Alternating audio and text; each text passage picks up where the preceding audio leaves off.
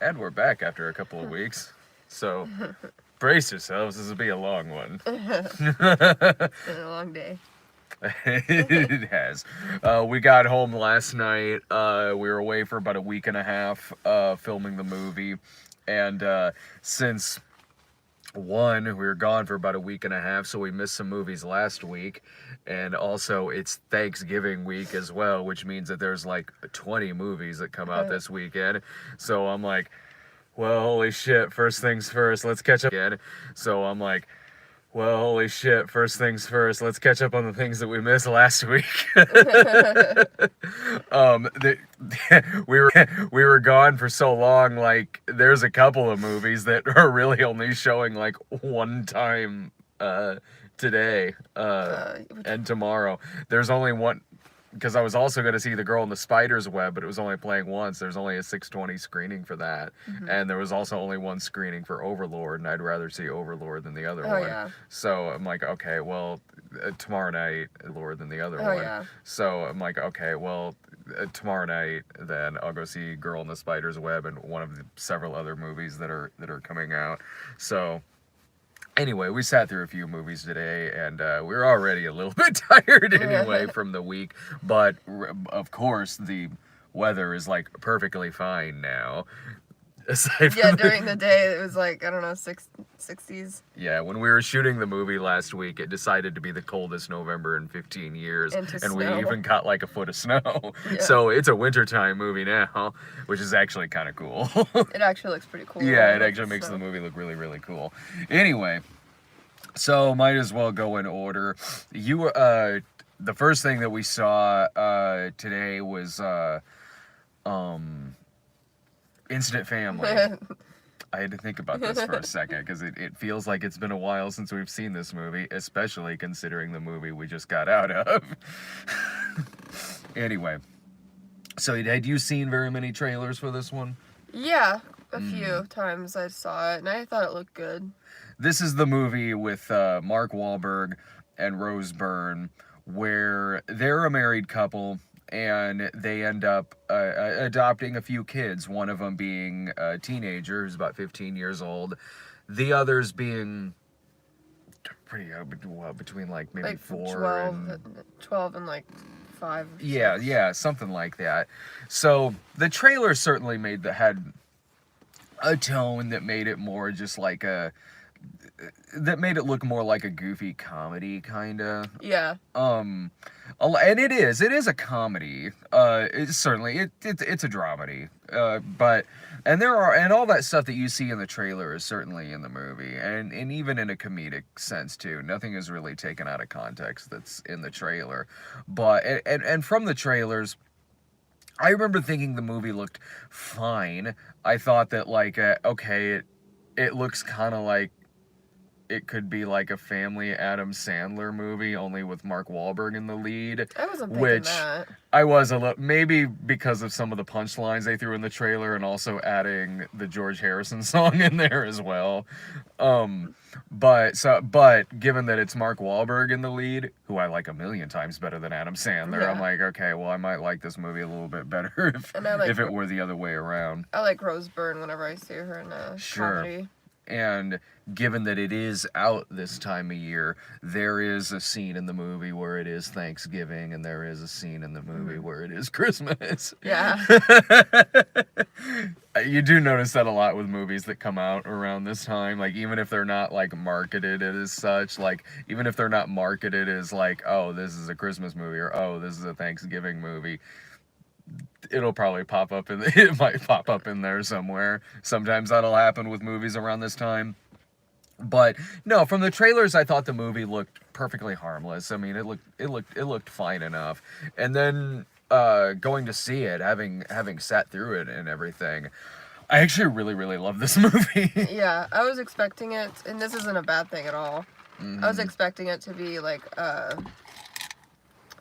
more of a comedy, and there are jokes in there, and there's stuff like that, but it's pretty heavy.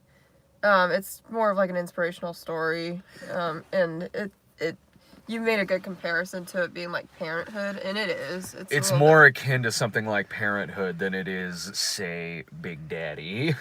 Yeah, the trailers can be a little, like, I don't know, I guess I was expecting it to be more No, like of a comedy. I really like what this movie did. Like, because yeah, the movie is certainly more of a dramedy in the sense of something like Parenthood. But it also it is really good at getting very serious at times during the movie, and it has a lot of heart to it, like a lot, like Yeah, it has totally. way more heart and sweetness and generosity to it than anything that I saw in the fucking Grinch 2 weeks ago. Yeah. Like, seriously, if you're looking for like a family movie to go see this weekend, please, for the love of God, go see this. Yeah, um it does get really heavy, and like where it's pretty realistic on what it would probably be like if you were to adopt like a teenager and uh-huh little and 3 kids, you know. yeah, And it's not like cheesy, like where it's like, oh, it's it not. could have gone that direction where it's like really cheesy. Could have been a Hallmark movie. Yeah, but no, they deal with some pretty, like, the Rose Byrne kind of has a hard time connecting with the kids. Mm-hmm. They both kind of do. I think more so with Rose Byrne. Mm-hmm. She kind of like it's. They start saying like "I love you" and like calling him daddy first, but before the mom, you know. Yeah, And before they start calling her mom. she kind of has a hard time connecting with the kids, and you know, at first they're kind of like, I don't think this is working out. Like, should we give them back? Like. That's one thing I like about this movie, because this movie really didn't sugarcoat a lot. Like, yeah, it's a PG-13 family movie, certainly. I'm glad it but was the movie, PG-13. yeah, but the movie didn't really pull any punches in what it was, at least within the genre that they're doing in this movie.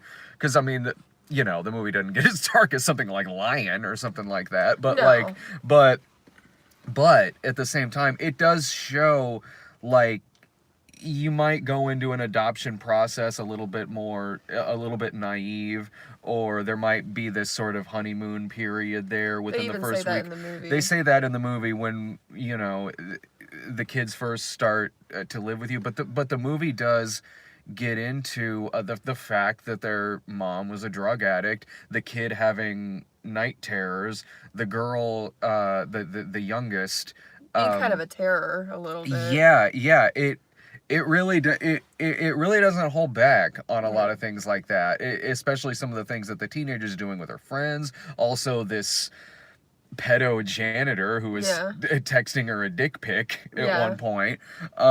And also it straight up does have a scene where Mark Wahlberg and Rose Byrne are saying, they literally say in the movie, like, I hate these kids. These kids are assholes. Yeah, and they're like, well, then they're like, well, I do kind of like how people are like looking at us and are really looking at us as like saints and stuff. Like, I like that, but so if we return them back to back to their old foster parents, we're gonna look like dicks, you know. And but they're like, but we can make something up and be like, oh well, a relative came forward and took them back, and so we had to get them up, and they're like, no, we can't do that. I mean, they start kind of second guessing, is this a good idea? We're not really connecting with these kids.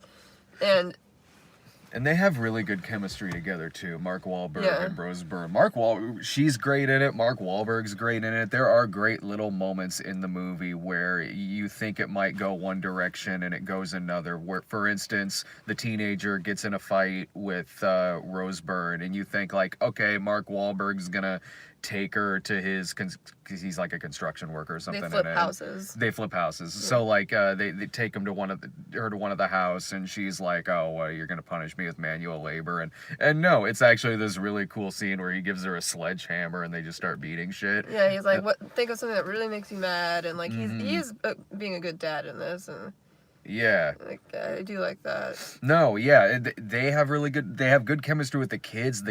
It's the opposite of what I see in Dave and I brought this up when we reviewed Indivisible. Like a movie like that like tries to get heavy, but the kids in those movies are always written like they're out of fucking Fuller House. Yeah, like they're out of a sitcom or something. They're saying like one-liners, talking like an adult. Yeah, this movie doesn't do that. The little kids feel like little kids that have been through a lot of shit and are and clearly that's having an effect on him. Like the one kid, the middle one, the son, the boy, yeah, is clearly, like, I mean, he's going around and he's really, really clumsy, but obviously the fact that they don't know who their dad is. Their mom is this drug addict who's been in and out of prison. The teenage sister's more or less been kind of raising him.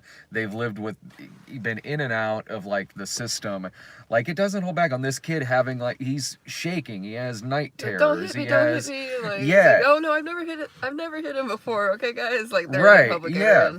I really did dig that about this movie, and they have good chemistry with the kids. The kids they're great little actors. Especially the teenage girl. She is fantastic. I've now seen her in a few movies, and she is talented as fuck. Yeah. She was in that last Sicario that came out, and of all things, Transformers: The Last Night. Even in that, we even brought this up in that, like, she managed to turn in, like, a fucking Oscar caliber performance in that movie, in Transformers 5. Like, I remember leaning over to Brian, like, 30 minutes into that movie, going, like, damn, she is acting the fuck out of this movie. Like, too bad she's in this piece of shit. Yeah. Transformers 5. This is a much better vehicle for her and Wahlberg. Yeah, it's not like you were calling this movie a piece of shit. Yeah, no. What? I was just looking at something. Sorry. Is it another spider? No, it's a mouse. Really? Oh, cool. There is a mouse out there. Sorry, I get distracted. No, I do too. No, we've seen possums and skunks over there and everything. It's the first time we've seen him. It's the first time we've seen a mouse. We could take it home to Lloyd. He'll love it. Oh no! Oh, that poor little mouse. Oh. Sorry, guys. Lloyd can get into shenanigans. Yeah, this girl. You really believe that she's like this, you know, a real teenage girl. Mm-hmm. And I'm sure she really is a teenage girl in real life. She's actually 35. And you never know. Sometimes they're like 25. And you're like, oh. Okay. It's the kid from Burial Ground, Nights of Terror. You can't fool me. That's a 40-year-old.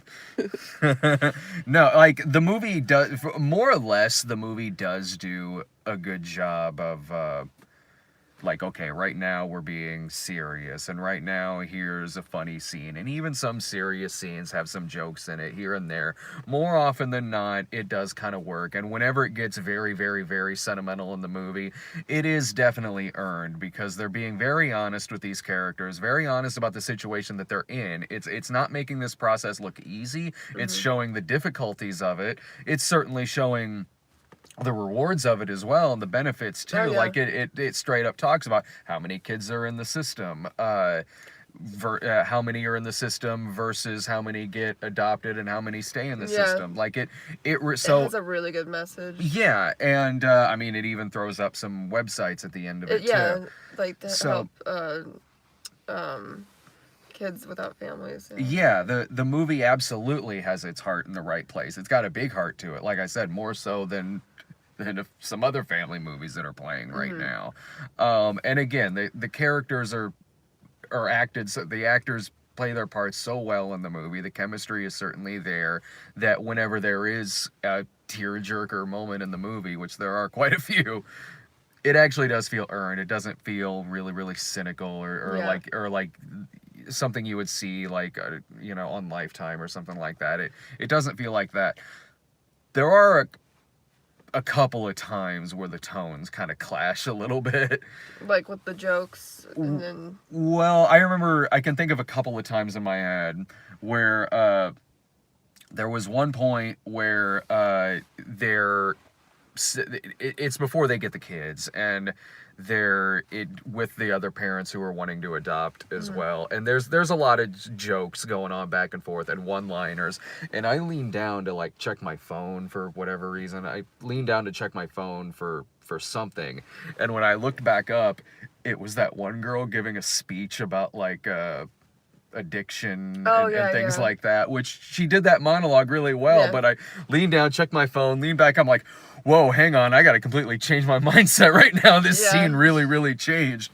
There were a couple of times in the support groups they were going to where I was like, some of you were being dicks. Like with the single mom. Yeah, where I was like, can you tone down laughing at each other Yeah. a little bit? Yeah, when they're when the like during their honeymoon phase of having the kids, and they're like, "Oh, you guys are just going through the honeymoon phase, and like you guys don't know what you're talking about. Oh, you guys are just lucky."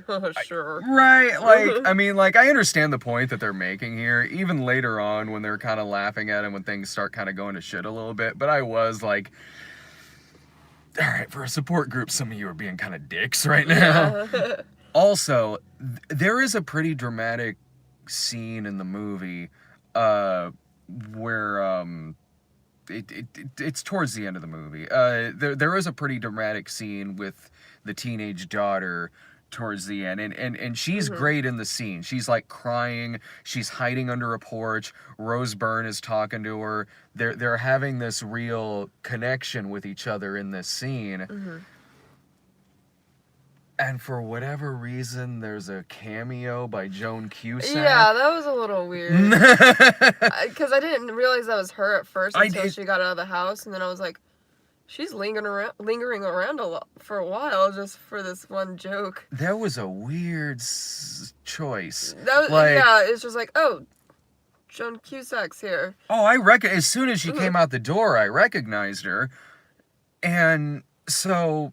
That was a little weird. They're hiding. This is the first time she's been seen in this movie. Yeah. And so there's this dramatic scene going where the daughter is hiding under the porch, and it turns out that it's Joan Cusack who's living there. And Rose Byrne and the girl are doing a really good job. And then it keeps cutting up to Joan Cusack watching this as if she's been spliced into the movie in post-production. Yeah. It was odd. Yeah. And even later on, she's coming out in the front yard doing like crazy cat lady shtick. Yeah, she's like, oh, can I get a hug too, you guys? And it's like, what? Where did this come from? It was really, really random. Yeah, like, especially for that part, that scene, to have, like, a gag like that, it was just kind of out of place. From somebody who's not been seen in the movie until this point. Yeah, it was a little odd. But that's minor. I mean, overall, this was a very good movie. Like, yeah. I do totally recommend this film. Especially with your, like, since it's the holidays, I'm sure people are having their family over. I think this is a really good movie to watch if you're with your family. Yeah, this is a good family one to go see during the holidays. Like, I know, like, a lot of families do that on Thanksgiving. We did that last year with your family. Oh yeah, we saw Murder on the Orient Express. Yeah,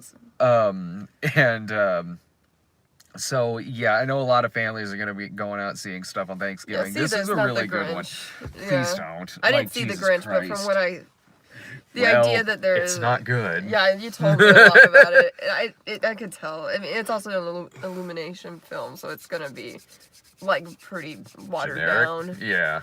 Alright, should we get into the next movie? Yeah, so check it out. Alright, so we kind of had to, like, schedule everything around Overlord today, because Overlord we had to see at 5 o'clock. It was the only time it was showing. It's only showing at 5. So, like, okay, well, let's see. I actually thought Instant Family came out this week, but no, it came out, like, like a week or two ago. So, like, oh, okay, well, Instant Family we'll see first, and then we'll save the long, probably going to be bad one for last. Oh, yeah. We'll get to that in a minute. So... Overlord, this is the one you were looking forward to the most. Yeah, I was looking forward to this. And you hated it. No, I love this. I had a total blast with this movie. With Overlord? Yeah. Oh, yeah. Overlord's a lot of fun. Overlord is the new movie that's produced by J.J. Abrams, where it's a squad of soldiers in World War II who parachute down to this small town, and their mission is to...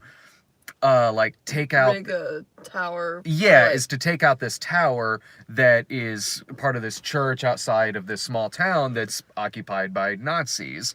And what starts out as a war movie, really, for the first half of it. Yeah. It is. The beginning scene alone was really suspenseful. It's very intense. It was intense. Like yeah, it is, where the plane is, they're being shot at, there's bullets going through the plane. Good luck, jump out. Yeah, Oh, it's shit. going down. You see planes just blowing up in the background, like the engine is like flying places. There's a really good shot where where the main dude is falling out of the plane, and the camera's kind of tracking along with him as he's just spinning and going down and down and down. And so yeah, by this point there's only about like 4 of them that are left. One of them's the photographer, and they end up in this small town, which is where they're supposed to be to take out this tower. And once they actually break in and kind of find out what's going on, it becomes a horror film. Where No. Where you're like, I'm antsy to talk about Fantastic Beasts. No. All right, move it along. No. That was Sarah when I had to review the Trump prophecy before we could talk about Star is Born. Sarah's like, come on, all right, let's get through this. No, like, this is a really good movie. So like, the Nazis are doing experiments on these people in this town in order to like inject them with this serum to make like 1,000-year soldiers and like unstoppable like Nazi killing machines and things like that. It's like halfway between like they're turning them into mutants and also like sort of zombies. Yeah. This movie was creepy. It was creepy. I don't know if you were as creeped out as I was. It's not scary. It is scary for me. I don't know. I thought it was creepy and unsettling in a lot of scenes. When he first discovers like the lab. Yeah, in the church. And he starts seeing like these weird like science experiments that are being done on humans. Like there's a severed head that's like talking and shit. Yeah, like he hears this French woman, she's saying something in French. It's probably like, help me or something. And then he opens this like curtain, and then it's just a severed head, and her spine is still coming out, and she's talking still. And I was like, oh, that is scary. Yeah, that was creepy. No, the movie's got some creepy imagery in it. It's a movie that I wish I was less tired. I mean, I'm glad the movie was entertaining. Woke me up. No, I'm glad the movie's as entertaining as it is, because I've been tired most of the day, and I'll probably be tired for most of this week. Yeah. Like it was. It's been a long past like 10, 11 days. Yeah, our 9-day movie shoot, and we're just like kind of taking it easy. So like we definitely had to get something with caffeine to go see these movies tonight, and then I'm at a couple tomorrow night, and then like 2 more on Friday. But I love this. I do love this kind of movie where it's one genre of movie like infiltrating another, like that runs into another genre of film that's like already in progress. And it's even more fun when the genre that they're breaking into is a horror film, because the first half of this movie is a total war movie. It's a total war movie. Yeah. You compared it to From Dusk Till Dawn, and that's a really good comparison. Yeah, well, the first half of that is like, this chase movie where there are these bank robbers taking hostages, crossing the border, and then they happen into the titty twister. This one, it's a war movie, where they end up in this like Nazi-exploitation horror film. It actually, there's a couple of things that really go along with this kind of movie. One is a really underrated movie that I saw 5 or so years ago called The Devil's Rock. That was, if you haven't seen that, check it out. It's kind of like this, where it starts out as a horror film with these 2 soldiers in World War II, and they end up in like this castle where the Nazis are doing these like occult experiments to again create like unstoppable soldiers. Even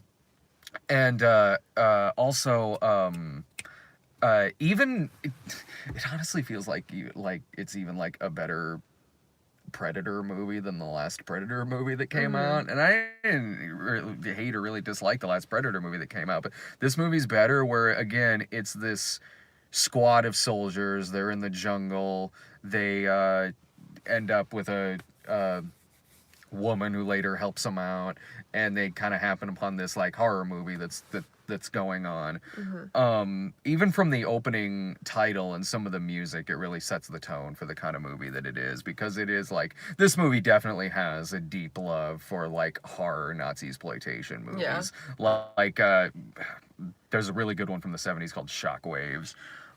Like from the way that the opening credit is, like, it kind of introduces itself sort of like an old like grindhouse movie. Yeah, it does. Like with the opening title and even having like the date of release underneath the title at the beginning. Some of the score at the beginning is almost kind of John Carpenter-esque a little bit. It's a lot of, but at the same time, like, yeah, there's little nods and homages to the genre, certainly, but the movie doesn't go into like parody territory. It doesn't go into like, oh, we're gonna spoof some old exploitation movies or something. It doesn't do that. Like, it's when it's a war movie, it is definitely a war film, and when it's a horror movie, it is like, yeah, there's a lot of body horror in this. Yeah, oh man, okay, so that villain, I love the villain in this. The villain was so, he was not, I don't want to say over the top. He's very over the top. But not in a way where it's like funny. No, you know certainly. I mean? He's doing like, this guy spends like, it's this SS officer. When we first meet him, he's about to rape someone. And then he spends at one point in this movie, which is like a gun blast that blew away half of his cheek. Yeah. So he takes the serum that like makes you kind of like a superhero. Like a super soldier. Yeah, super soldier. Yeah. They haven't really done tests on living bodies yet. So, you know, the doctor's like, no.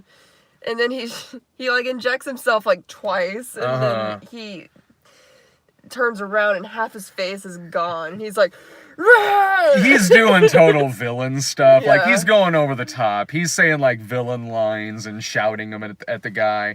But even that is like, it is a payoff from an earlier, because earlier in the movie, the guy that he's fighting in this sequence like had the villain tied up and was beating the shit out of him. And at this point, it's kind of in reverse. And then the two of them take the serum, and it's this like just giant fight between these two mutant soldiers, one an American, the other a Nazi. Like, it worked. The villain felt like they probably had in mind for this part like someone like Michael Shannon. Yeah, totally. And then so they got someone who kind of looks a little like Michael Shannon. Yeah, maybe that's what I was thinking, because I was like, what else is that guy? And you're like, I don't know. And I was like, he looks familiar. I think it just because he does look like Michael. He looks like Michael Shannon. Shannon. Like Michael Shannon. Yeah. He's kind of like the villain, like a little more exaggerated version of Michael Shannon in Shape of Water. Yeah, he is. But in Nazi form. Yeah. And a mutant form, a mutant Nazi form. It's you know, it's a fun movie to go see. Yeah. It's a good horror movie. You get to see these monsters going around and these soldiers kicking their asses. And it's creepy. You get to see a lot of Nazis get blown up too. Like, they fucking stuff a grenade in that fucker's mouth and tape him to like a fucking motorcycle and shit. Yeah, there's a grenade in his mouth and he has tape over it. And so when they rip the tape off, it rips off the pin. The pin. And so he's like, and they're like, yeah. Oh no! And his head just.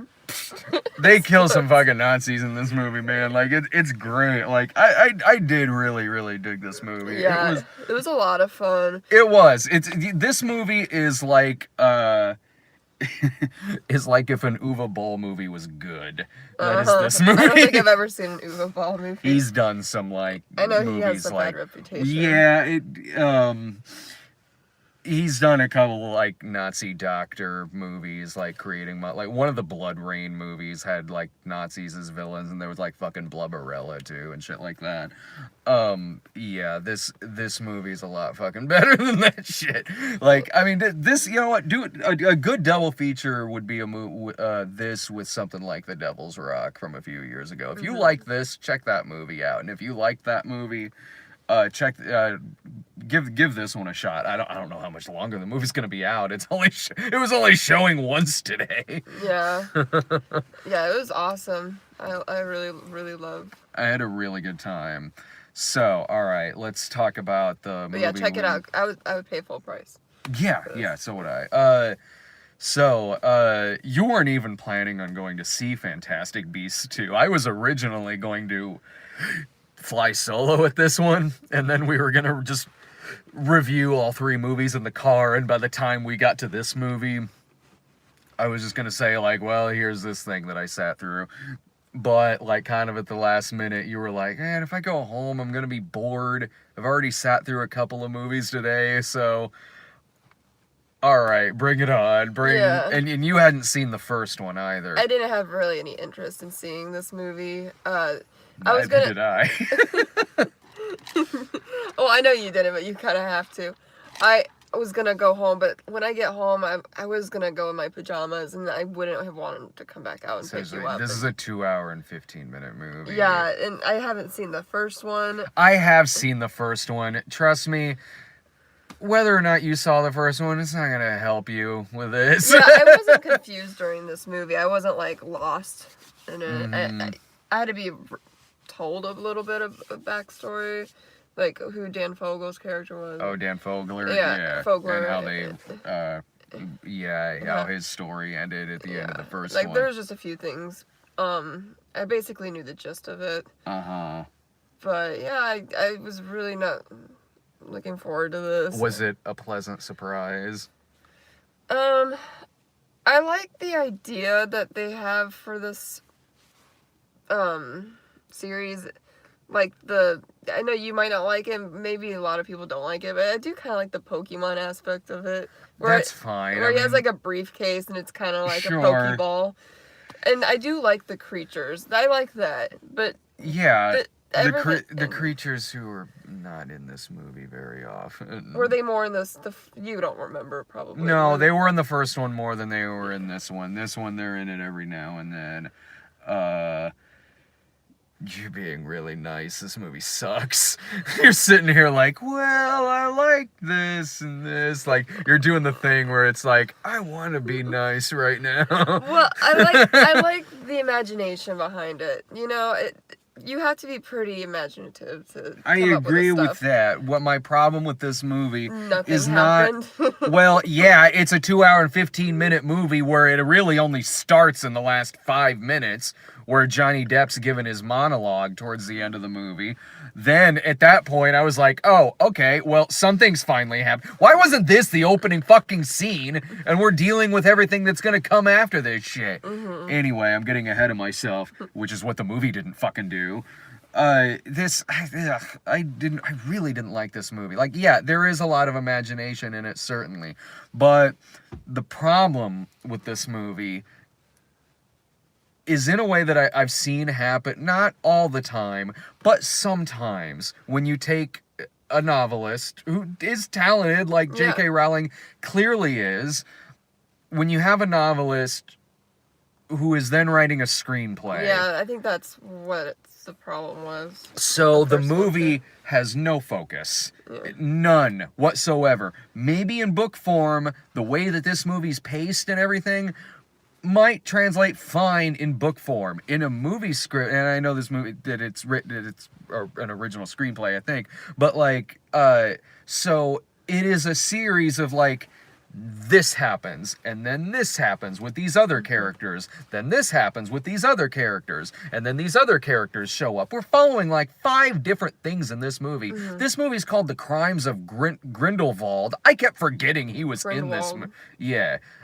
I kept forgetting he was in this fucking movie. Maybe they edited it down to make him not in it as much. I doubt that, because I could say the same thing about several other characters in this movie. There's a lot of characters in the movie. There are a lot of characters, and also, it's another thing where I see where it's like someone who's certainly great at building a world and like a novel and everything, but then in doing a screenplay, this movie is like 95% exposition. Mm-hmm. That's it. It's hard. There's rarely a case where someone feels really, really genuine or like they're having an actual conversation with each other. Yeah. It's characters just showing up to just describe things to people for 2 hours and 15 fucking minutes.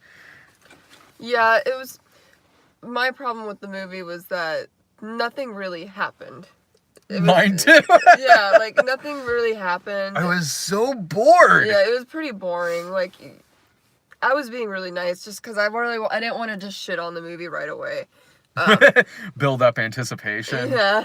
Yeah. I respect the imagination behind it. That's what I can say, and I like Dan Fogler in it, which was, Yeah, I'll get to him in a second. Yeah. We'll get to him in a second. And like, those are the only things I liked about it.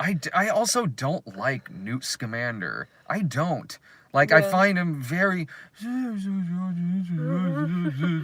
Stop it! Like, Yeah, I've read some theories on why he acts the way he does. because he's auditioning for Doctor Who. No, some other things I'll tell you later. But yeah, he's just a little awkward. But I think the point of him being so awkward is that because he relates to animals more, and that's the why. Like, I don't he can't find him interesting at You know, all. I don't. Like- People are probably gonna disagree with me when I say this, but I wasn't a big fan. I liked the Harry Potter books and movies and stuff, but I didn't really care for Harry Potter as much. Harry Potter is He- at least in some way, He was shape, or the chosen one. Well, and stuff. yeah, I mean, but Harry Potter, at least I could see being somewhat relatable in a sense. Yeah. Whereas Newt Scamander, he feels like he would be a good sidekick in something, but as a not a lead. lead. Lead feels like if he feels like he should just be like a franchise's version of Q. For like James Bond or something, Okay. like more so like new Q from the Daniel Craig ones.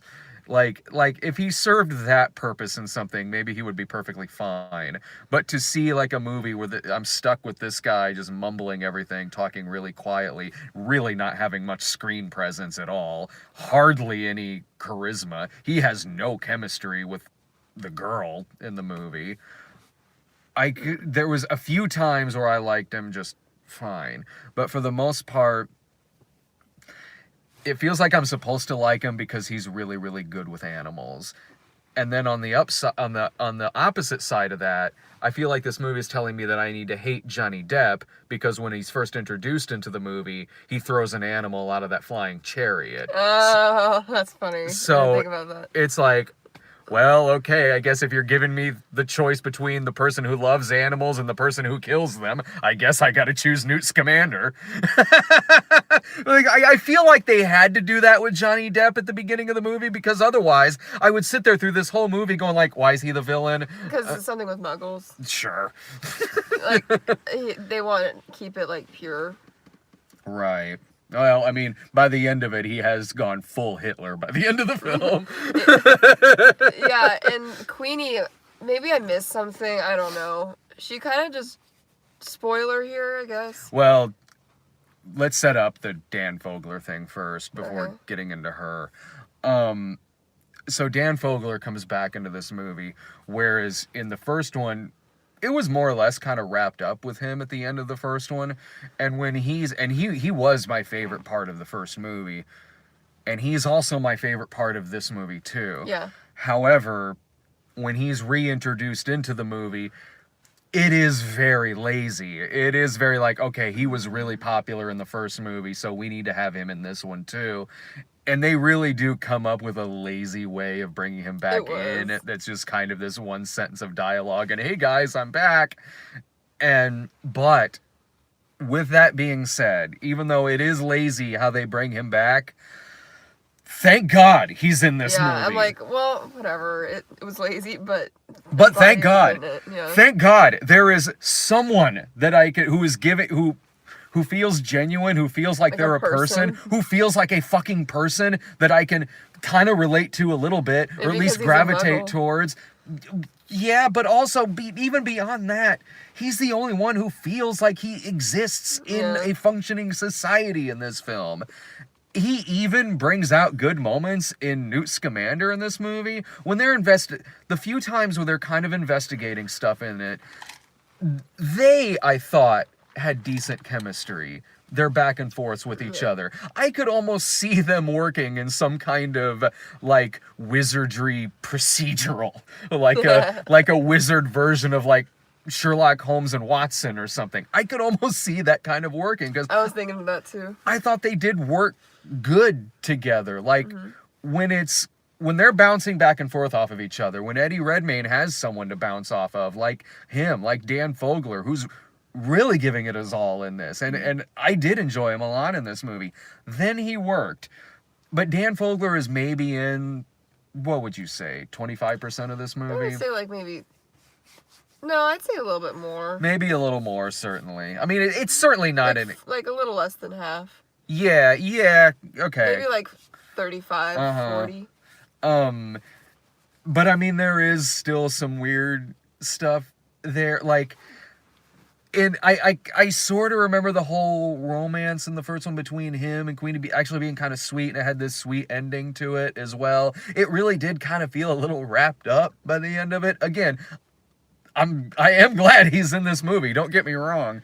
But in this, their relationship's kind of weird. It starts off with her giving him like an what do they call it? An enchantment. Yeah, a spell. Spell. So he was like, it's like kind of weird. There's not a lot of consent here. So okay. When Dan Felger's introduced back into this, she has him under this, like you said, this enchantment spell in which, like, he's like, all this with her, and then he comes out of it and he's like, when were you gonna tell me this? When we had our 5th kid? And I lean over to you and I go like, did she just put a rape spell on Dan Fogler? This movie's going full overboard. Yeah, that seems a little inappropriate. I was laughing my ass off. I was like, what is this shit? And then they start arguing in the street, and she gets mad at him for calling her crazy. He almost says crazy. Like, fuck yeah, she's crazy. Yeah, because he gets out of the spell, and he's like, oh, well, where am I? Yeah. She's crazy as shit in this fucking movie. She fucking put this spell on him and shit, and he's supposed to feel like an asshole because she's acting like a fucking crazy stalker girlfriend. Yeah. That was ridiculous. It was played for laughs, which I guess, sure. But again, I was sitting there going like, well, at least he's back in this movie.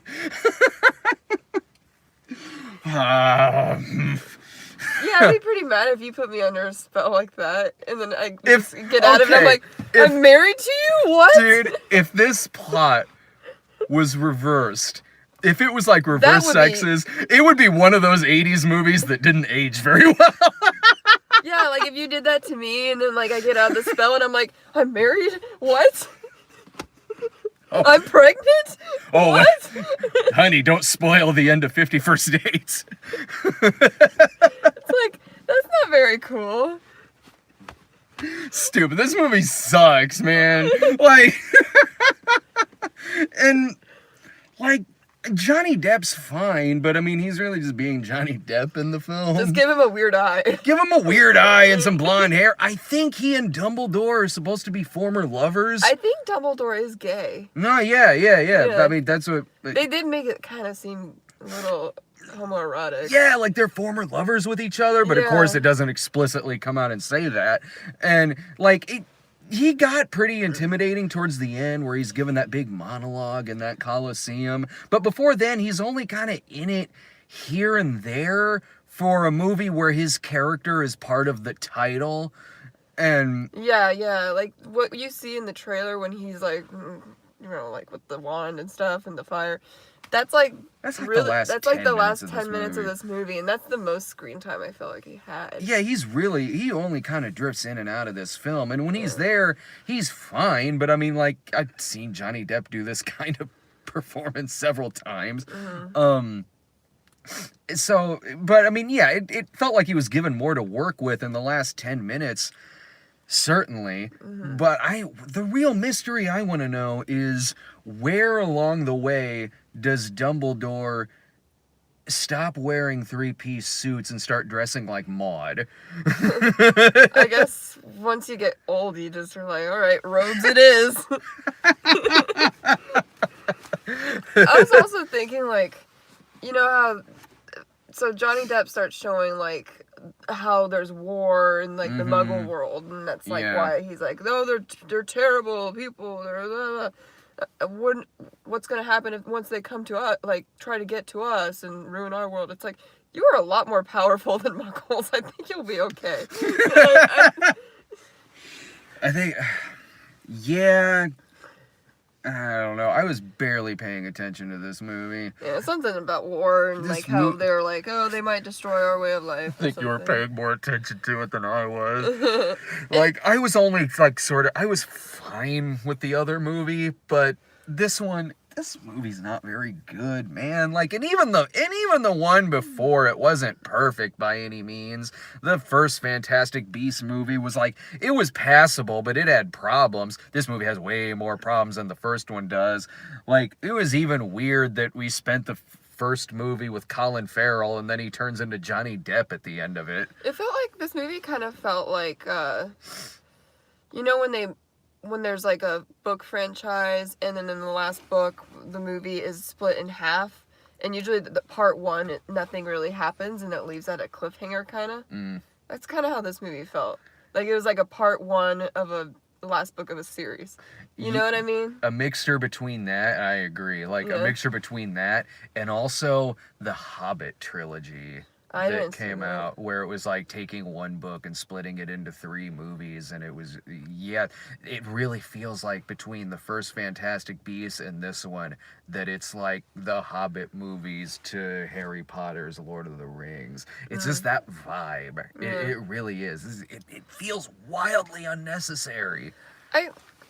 For people that, you know, people are really into this world and they just want to see the world, you know, and explore it more. So I get why it exists. I get why it exists. I certainly get why they made a movie out of The Hobbit. Just the way that they did it was kind of lame. Like by splitting it up and trying to make another trilogy out of it. And this, going back into that world is fine, certainly, but this isn't very good. It really isn't. And I'm not even an expert on the other movies by any stretch, like at all. So this isn't coming from someone who's like, oh, well, they're fucking up my shit.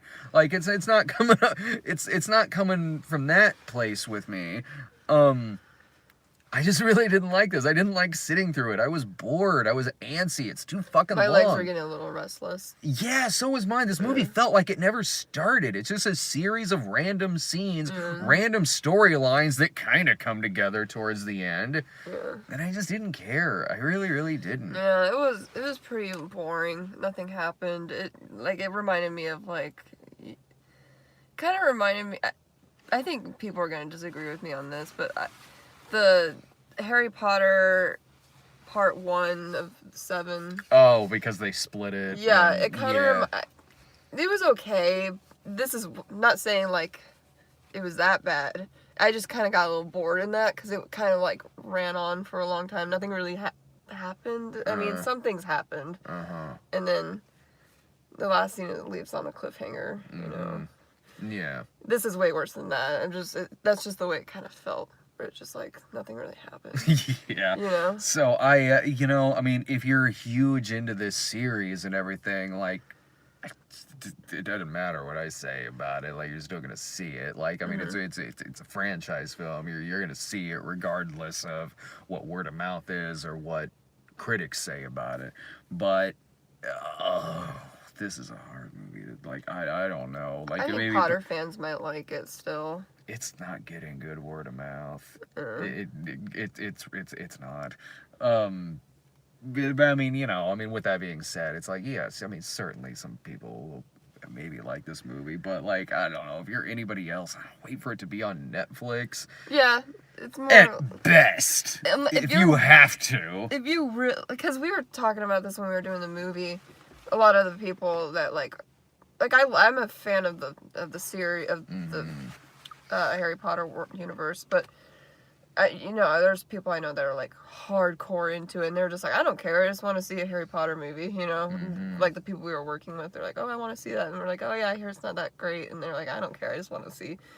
No, certainly. I mean, yeah, like, I mean, if I was really big into this franchise or any franchise really, like, yeah, I would still see it regardless of what any critic or anything would say about it. I would be on my guard a little bit going to see it.